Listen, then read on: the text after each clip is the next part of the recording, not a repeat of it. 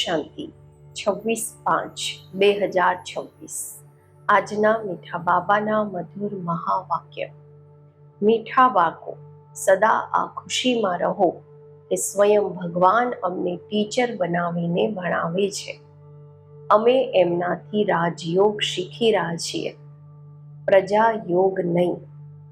પ્રશ્ન છે, આ ભણતરની ખૂબી વિશેષતા કઈ છે? તમારે ક્યાં સુધી પુરુષાર્થ કરવાનો છે? ઉત્તર છે, આ ભણતર જે ઘણા સમયથી કરતા આવ્યા છો એનાથી નવા બાળકો આગળ ચાલી જાય છે.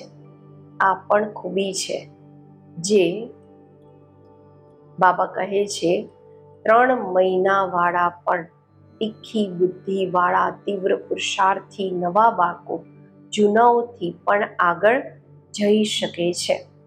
તમારે પુરુષાર્થ ત્યાં સુધી કરવાનો છે જ્યાં સુધી પૂરા પાસ ન થાવ, કર્માતીત અવસ્થા ન થાય, બધા હિસાબ કિતાબ છૂટી ન જાય. ઓમ શાંતિ. બાળકો ક્યાં બેઠા છે? બેહદના બાપના સ્કૂલમાં. ખૂબ જ ઊંચો નશો હોવો જોઈએ બાળકોને કે કોના બાળકો છો? બેહદના બાપના બાળકોને અથવા રૂહાની બાળકોને. કોના બાળકોને નશો હોવો જોઈએ? બેહદના બાપના બાળકોને, રૂહાની બાપના બાળકોને. બાપ રૂહોને જ ભણાવે છે, ગુજરાતી કે મરાઠીને નથી ભણાવતા. નામ એ તો નામરૂપ થઈ ગયું. બાપ ભણાવે જ છે રૂહોને, આત્માઓને. તમે બાળકો પણ સમજો છો, અમારા બેહદના બાપ એ છે જેને ભગવાન કહે છે. ભગવાનનું વાચ પણ છે કે જરૂર, પરંતુ ભગવાન કોને કહેવામાં આવે છે આ સમજતા નથી. કહે પણ છે શિવ પરમાત્માય નમઃ. પરમાત્મા તો એક જ છે, એ છે ઉચ્ચથી ઉચ્ચ નિરાકાર. તમને શ્રી કૃષ્ણ ભગવાન નથી ભણાવતા, ન ભણાવ્યું હતું. તમે જાણો છો, અમને અમારી આત્માઓના બાબા અમને ભણાવી રહ્યા છે. ભગવાન તો નિરાકાર જ થયા. શિવના મંદિરમાં જાય છે, એમની પૂજા પણ કરે છે, તો જરૂર કોઈ વસ્તુ છે. નામ રૂપથી ન્યારી કોઈ વસ્તુ થોડી હોય છે. આ પણ તમે અત્યારે સમજો છો. આખી દુનિયામાં કોઈ પણ નથી જાણતા. તમે પણ અત્યારે જાણવા લાગી ગયા છો. ઘણા સમયથી જાણતા આવ્યા છો. એવું નહીં કે ઘણા સમયથી આવવાવાળાથી નવા પણ તીખા નથી જઈ શકતા, આગળ નથી જઈ શકતા. આ પણ ખૂબી છે, વિશેષતા છે. 3 મહિનાના નવા બાળકો પણ ખૂબ આગળ જઈ શકે છે. કહે છે બાબા, આ આત્માની બુદ્ધિ ખૂબ તેજ છે, તીખી છે. નવા જ્યારે સાંભળે છે તો ખૂબ ગદગદ થાય છે તો બધા ગોડલી સ્ટુડન્ટ. નિરાકાર બાપ જ્ઞાનના સાગર ભણાવી રહ્યા છે. ભગવાનનું વાચ પણ ગાવામાં આવ્યું છે, પરંતુ ક્યારે તે ભૂલી ગયા છે.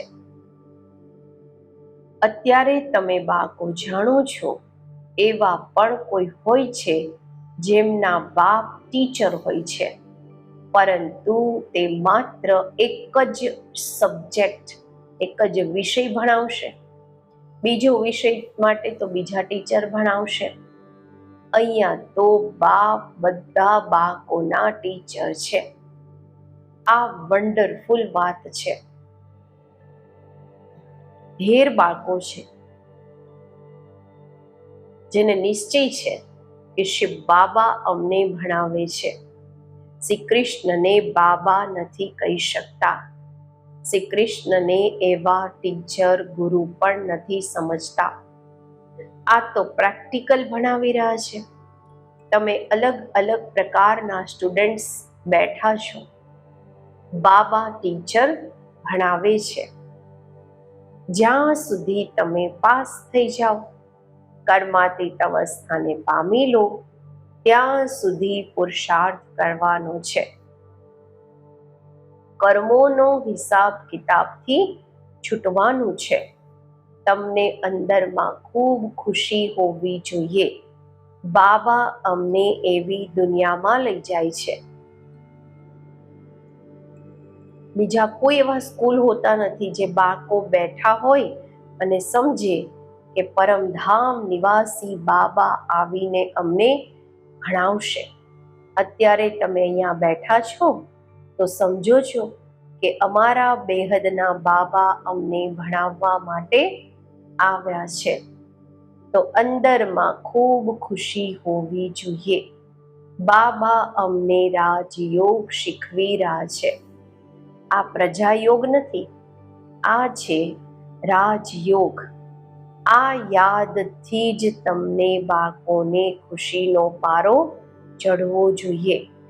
કેટલી મોટી પરીક્ષા છે અને તમે બેઠા કેવા સાધારણ છો. જેમ મુસલમાન લોકો બાળકોને આસન પર બેસીને ભણાવે છે, તમે આ નિશ્ચયથી અહીંયા આવો છો કે અત્યારે બાપની સામે બેઠા છીએ. બાબા પણ કહે છે, હું જ્ઞાનનો સાગર છું.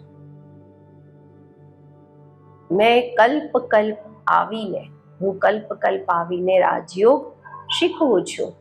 શ્રી કૃષ્ણના 84 જન્મ કયો કે બ્રહ્માના 84 જન્મ કયો, વાત એક જ છે. બ્રહ્મા 100 શ્રી કૃષ્ણ છે. આ બુદ્ધિમાં સારી રીતે ધારણ કરવાનું છે. બાપની સાથે ખૂબ લવ રહેવો જોઈએ. અમે આત્માઓ એ બાપના બાળકો છીએ. પરમપિતા પરમાત્મા આવીને અમને ભણાવે છે. શ્રી કૃષ્ણ તો હોઈ ન શકે. એવું થોડી શ્રી કૃષ્ણને ભણાવ્યું હશે. તાજ વગેરે ઉતારીને આવ્યા હશે. હવે ભણાવવા વાળા તો ઉંમરવાળા જોઈએ. બાપ કહે છે, મેં બુઝુર્ગ વૃદ્ધ તન લીધો છે. આ ફિક્સ છે. શિવ બાબા બ્રહ્મા દ્વારા જ ભણાવે છે. કહે પણ છે બરોબર, પરમપિતા પરમાત્મા બ્રહ્મા દ્વારા સ્થાપના કરે છે. અત્યારે બ્રહ્મા ક્યાંથી આવ્યા આ સમજતા નથી. બાપ બેસી વારંવાર બાળકોને સુજાગ કરે છે. માયા પછી સુવડાવી દે છે. હવે તમે સન્મુખ બેઠા છો, સમજો છો કે હું તમારો રૂહાની બાપ છું. મને જાણો છો ને? ગાય પણ છે પરમપિતા પરમાત્મા જ્ઞાનના સાગર છે. પતિત પાવન છે, દુઃખ હરતા સુખ કરતા છે. શ્રી કૃષ્ણના માટે આ ક્યારેય નહીં કહેશે. બધાને ભેગા તો ભણાવી નથી શકતા.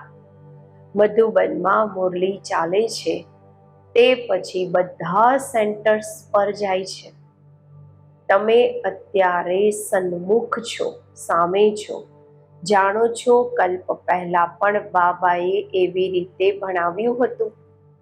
એ આ જ સમય હતો જે પાસ્ટ થઈ ગયો. તે ફરી અત્યારે પ્રેઝન્ટ થવાનો છે. ભક્તિ માર્ગની વાતો તો હવે છોડી દેવાની છે. અત્યારે તમારી જ્ઞાનથી પ્રીત, ભણાવવા વાળા સાથે પ્રીત છે. કોઈ જ્યારે ટીચરથી ભણે છે તો એને સોગાત આપે છે, ટીચરને ગિફ્ટ આપે છે. અહીંયા આવીને સાકારમાં બાળકોને જુએ છે. આ અમારા બાળકો છે. આ પણ બાળકોને જ્ઞાન છે. બધા 84 જન્મ નથી લેતા. કોઈનો એક જન્મ તો પણ એમાં સુખ દુઃખ પાસ કરશે. અત્યારે તમે આ બધી વાતોને સમજી ગયા છો. આ મનુષ્ય સૃષ્ટિનો સિજરો છે, વંશાવલી છે. પહેલા નંબરમાં છે બ્રહ્મા, સરસ્વતી, આદિદેવ, આદિદેવી. પછી ફરી અનેક ધર્મ થતા જાય છે. તે છે સર્વ આત્માઓના બીજ, બાકી બધા છે પાંદડા. પ્રજાપિતા બ્રહ્મા બધાના બાપ છે. આ સમયે પ્રજાપિતા હાજર છે.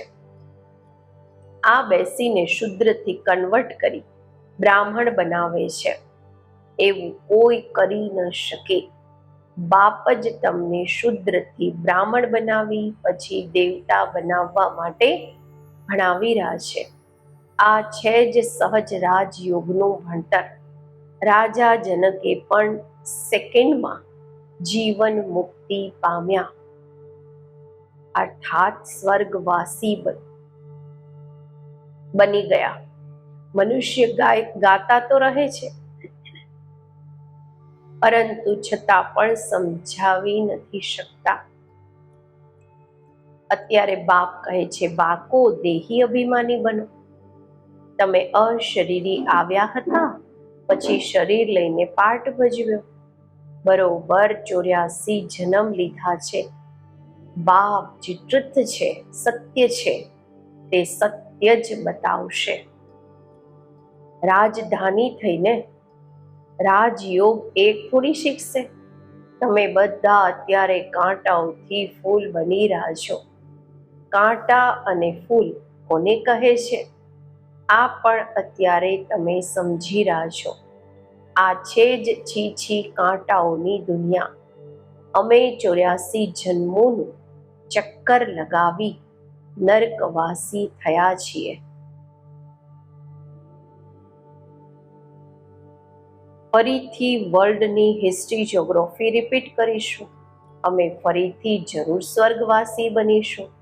કલ્પ કલ્પ અમે બનીએ છીએ. વારંવાર આ યાદ કરવાનું છે અને નોલેજ સમજાવવાની છે. આ લક્ષ્મી નારાયણ સૂર્યવંશી હતા. ક્રાઇસ્ટ આવ્યા, એમની પહેલા ઘણા થોડા હતા. રાજધાની નહીં હતી. અત્યારે બાપ આવીને સતયુગી રાજધાની સ્થાપન કરે છે.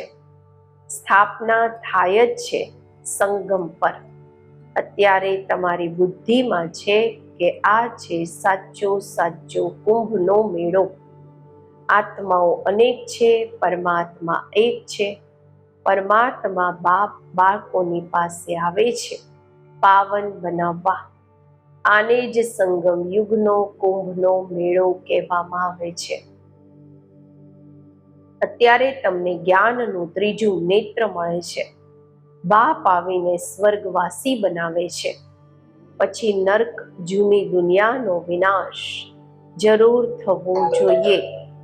કલ્પ કલ્પ બાબા કહે છે વિનાશ થાય જ છે. નવીથી જૂની, જૂનીથી નવી થાય છે. આ તો જરૂર થશે. નવીને સ્વર્ગ, જૂનીને નર્ક કહેવામાં આવે છે.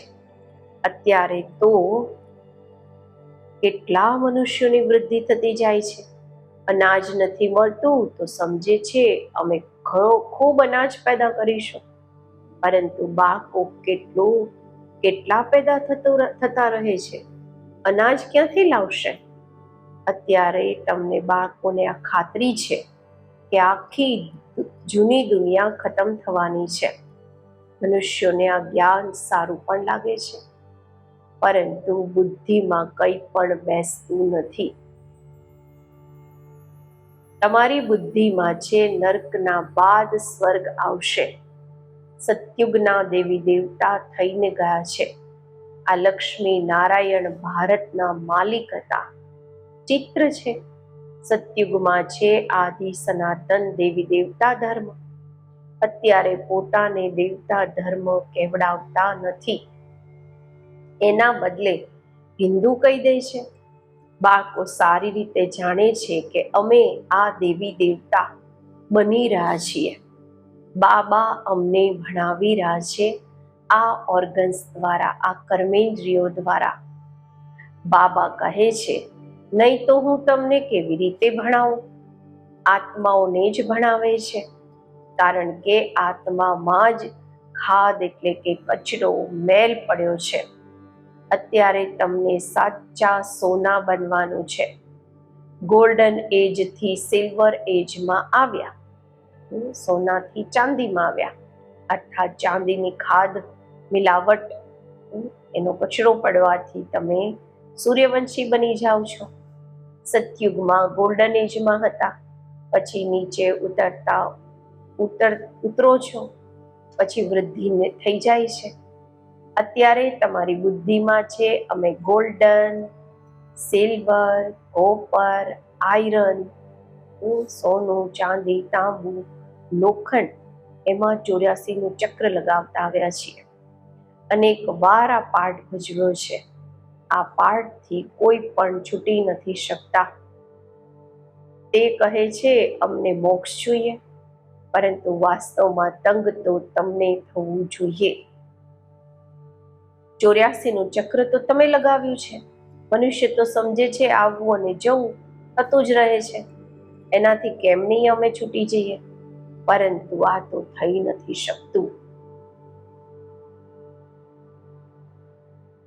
બાબા કહે છે,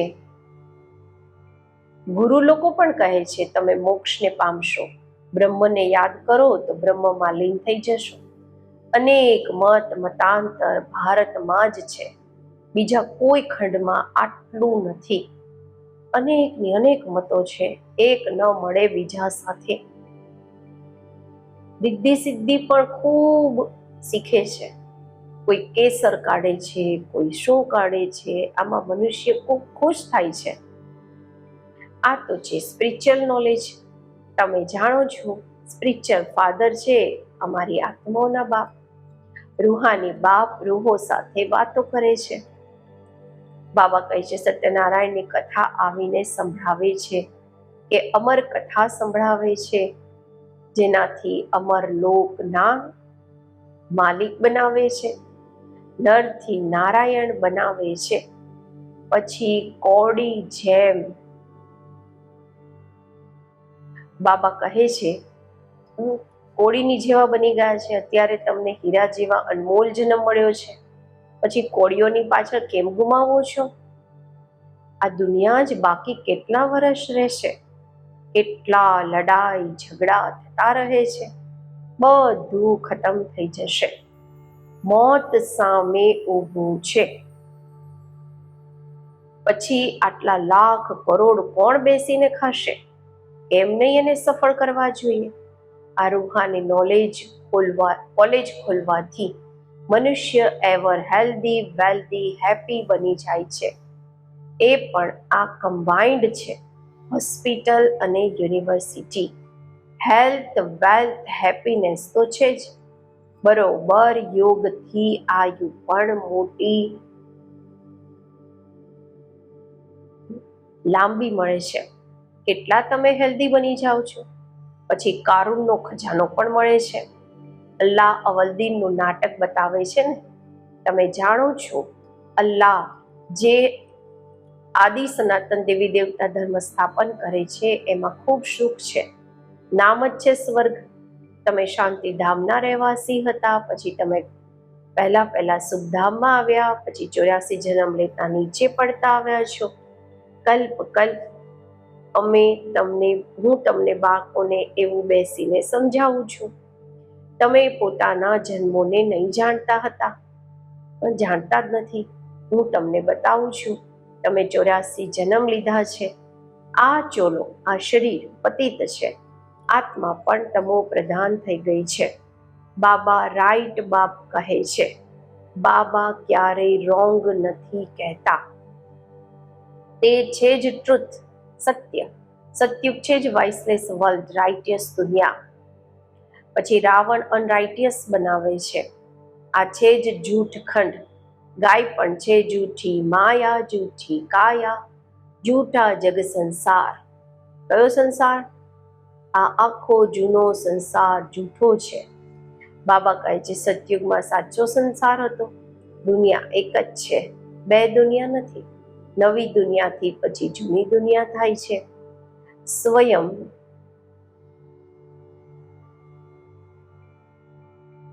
નવા મકાન જૂના મકાનમાં ફરક તો હોય છે.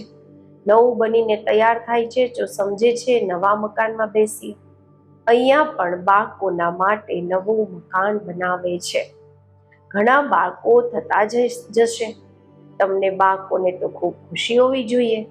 બાબા કહે છે મુજ જ્ઞાન સાગરના બાળકો બધા કામ ચિતા પર બેસીને બિચારા એકદમ બળી ગયા છે. હવે ફરી એમને જ્ઞાન ચિતા પર બેસાડે છે. જ્ઞાન ચિતા પર બેસાડી સ્વર્ગના માલિક બનાવે છે. કામ ચિતા પર બેસવાથી બિલકુલ જ કાળા બની ગયા છે. શ્રી કૃષ્ણને શ્યામ સુંદર નામ આપ્યું છે, પરંતુ અર્થ કોઈ સમજી નથી શકતા. બાબા કહે છે અત્યારે તમે શુંથી શું બનો છો? બાપ કોડીથી હીરા જેવા બનાવે છે તો પછી એટલું અટેન્શન દેવું જોઈએ, બાપને યાદ કરવા જોઈએ. બાબાએ કહ્યું છે યાદથી જ તમે સ્વર્ગના માલિક બનશો. અચ્છા, મીઠા મીઠા સિકેલધા બાળકો પ્રત્યે માતા પિતા બાપ દાદાના યાદ પ્યાર અને ગુડ મોર્નિંગ. રૂહાની બાપના રૂહાની બાળકોને નમસ્તે. આપણે રૂહાની બાળકોના રૂહાની બાપને નમસ્તે. ધારણા માટે મુખ્ય સાર: આ હીરા તુલ્ય અનમોલ જીવનને કોળીઓની જેમ નથી ગુમાવવાનું. મોત સામે ઊભું છે એટલે પોતાનું બધું રૂહાની સેવામાં સફળ કરવાનું છે. બીજું, ભણતર અને ભણાવવા વાળા સાથે સાચી પ્રીત રાખવાની છે. ભગવાન અમને ભણાવે છે, આ ખુશીમાં રહેવાનું છે. આજનું વરદાન: કેચિંગ પાવર દ્વારા પોતાના અસલી સંસ્કારોને કેચ કરી એના સ્વરૂપ બનવા વાળા શક્તિશાળી ભવ. પુરુષાર્થનો મુખ્ય આધાર કેચિંગ પાવર છે. જેમ સાયન્સદાન ખૂબ પહેલાથી સાઉન્ડને કેચ કરે છે, સાયન્સના સાધનો, તો તમે સાયલેન્સની શક્તિથી પોતાના આદિદેવી સંસ્કારને કેચ કરો. એના માટે હંમેશા સ્મૃતિ રહે કે હું આ હતો અને ફરી બની રહ્યો છું. એ જેટલા એ સંસ્કારોને કેચ કરશો એટલું એના સ્વરૂપ બનશો. 5000 વર્ષની વાત આટલી સ્પષ્ટ અનુભવમાં આવે છે કે બાબા કહે છે એવી અનુભવમાં આવે જેમ કે કાલની વાત છે.